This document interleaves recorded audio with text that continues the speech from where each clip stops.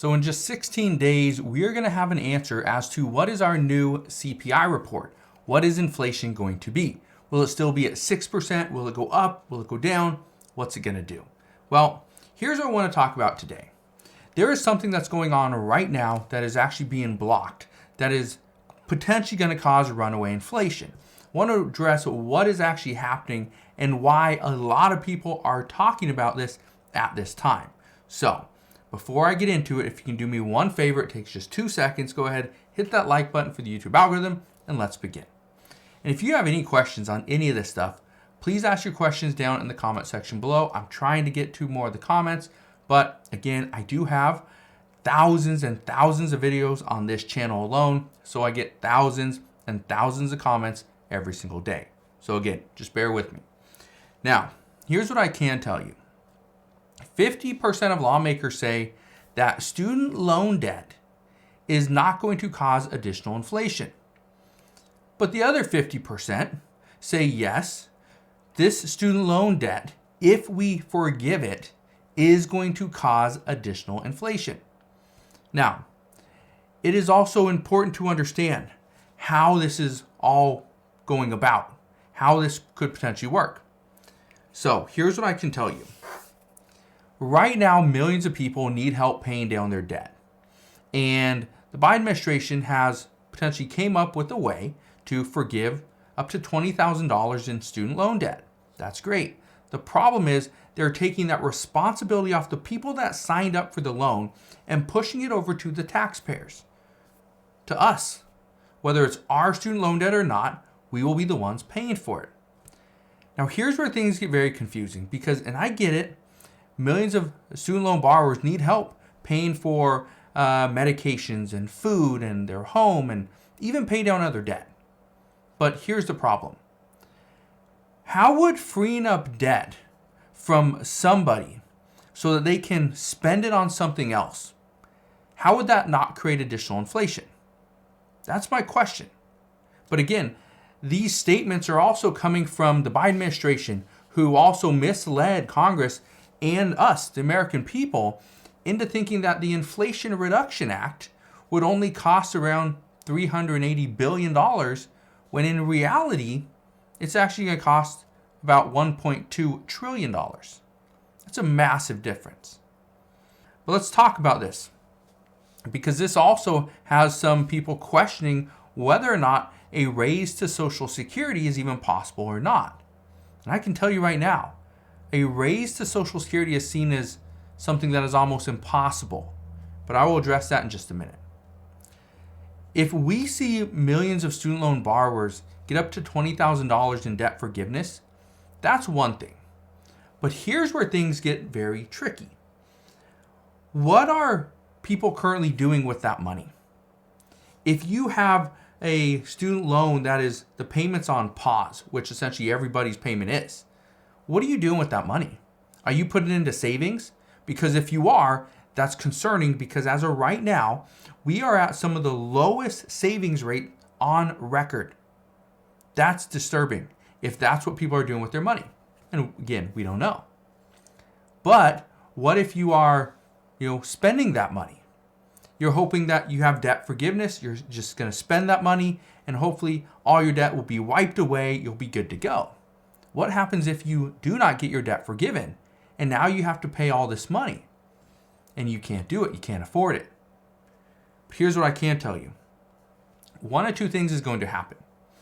Either the payment pause will expire and borrowers will need to pay back their student loan debt, which would provide more money to the US government, or the complete opposite is going to happen.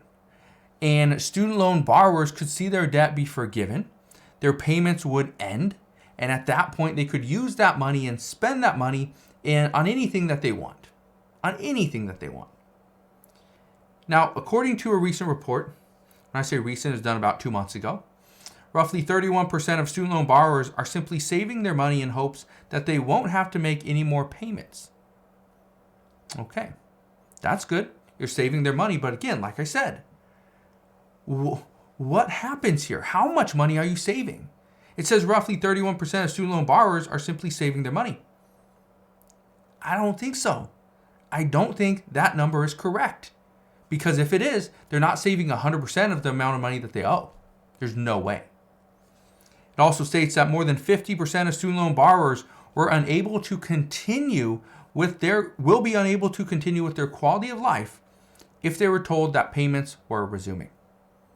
So 31% are saving some money, but more than 50% say they wouldn't have the same quality of life if they have to make those payments. You know why? Because we are coming up on 3 years. Okay? 3 years since people with student loans have had to make a payment. You know what you could do in 3 years? You could almost pay off a car. You could pay, 10% of a 30-year mortgage. 3 years, right? If my math is right.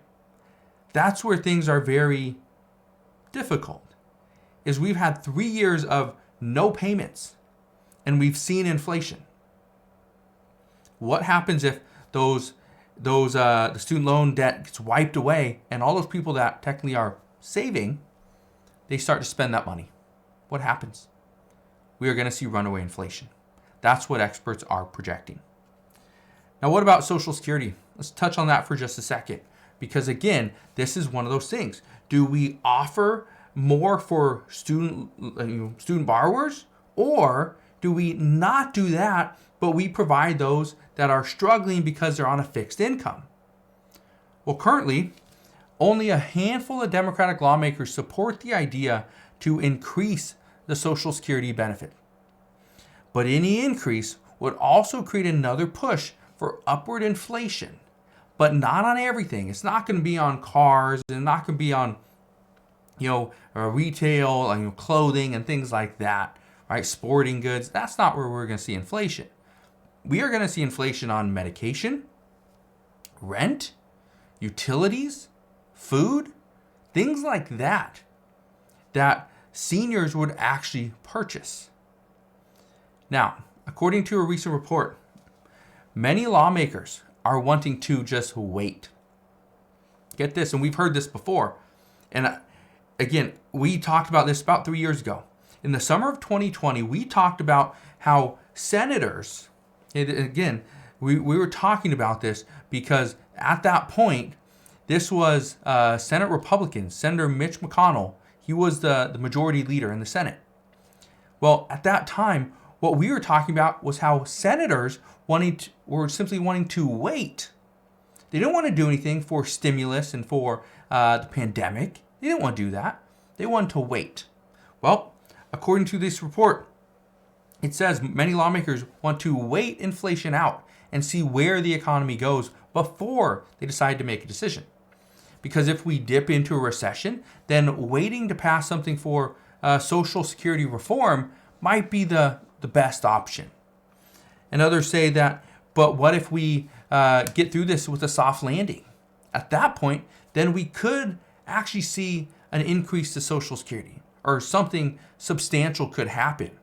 But until we know those numbers, until we can get out of this, get far away from inflation, get away from a banking crisis, get out of the potential housing collapse, get away from the stock market going up and down the way it has been, well, we're still a little ways away. So, as we get more information on this, I promise I will bring you all the latest news and updates, but I wanted to bring this to your attention because many experts are now saying that this could potentially cause runaway inflation. Not just because of student loan debt being forgiven, but what do we do with that money? What do we do with that money? That's where some are saying that we should not do anything for this, but if we are going to forgive the student loan debt, make people pay it, okay? For instance, let's say you're going to pay into it for 10 years. You're going to pay it down 10 years. You got to make a certain amount of payments, certain percentage of the payment. You pay it in, then after 10 years, you get that money back. Because guess what that does? That protects us from inflation. We'd forgive the student loan debt. You'd pay into the account. That would then take the account holder, whatever, would take that money, push it over to a retirement account, and then in 10 years or whenever you retire, you'd get that money. Some are saying that would be the best option. But again, that creates a delay because you still have to make payments. And what does that do for today? It doesn't allow you to go and buy a home. It doesn't allow you to go and pay off your car payment. It doesn't allow you to put more food on the table or get the fancy clothes. What it does is it provides for you in the future. That's all it's doing. But let me know. Do you think that's the best idea out there? So that's what we know at this time. As always, as I know more, I promise I'll come back on and share all the latest news and updates. Again, thank you guys for watching. Have a wonderful rest of your day. Consider subscribing, and I'll see you guys on the next one.